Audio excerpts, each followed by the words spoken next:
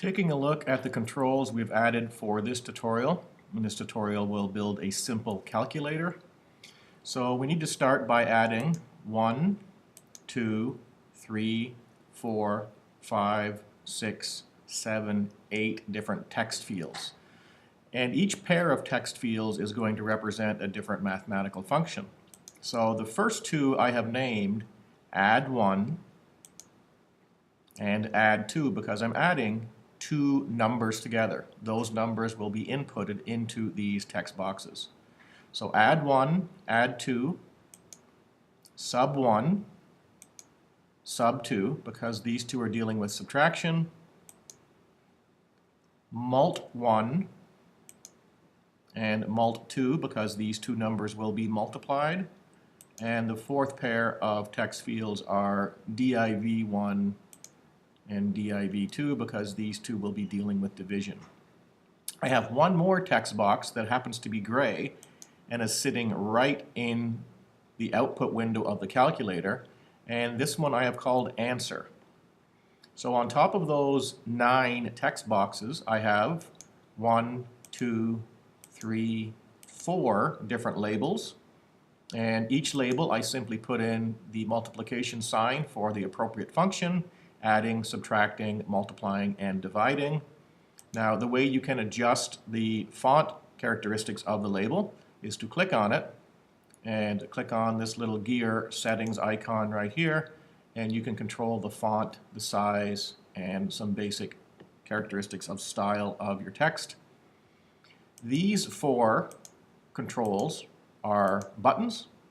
So if I click on one of those, you'll see that it is called push button 1. I have push button 2, push button 3, and push button 4. I've left those the way they are because I don't refer to these in any of my coding, so it's not super important to change them to something that is relevant to me. And the last thing we're using is something that will be new to you, and that is called an image well. And that is simply a spot to hold a picture. And this is called image well number 1. And if I click on my gallery and scroll down, I'll show you where to locate your image well. And there it is right there. Once you locate your image well, you have the option of setting an image for it right here in your inspector. So select your image well, pull down. You want to browse for the picture you want to use. Once you browse and add a picture, they will start to show up here in your drop-down menu. So if you have multiple pictures on your screen, you can pick and choose which one you want to appear in each image well. So that's all we need to get started. Obviously, I've controlled the looks of these features. I have set the background on my window, and I have set the name of this application to be Simple Calculator. And again, that can be controlled with your inspector. All right, you can set yours up to look somewhat similar. It doesn't need to look exactly like mine, but it should be set up appropriately.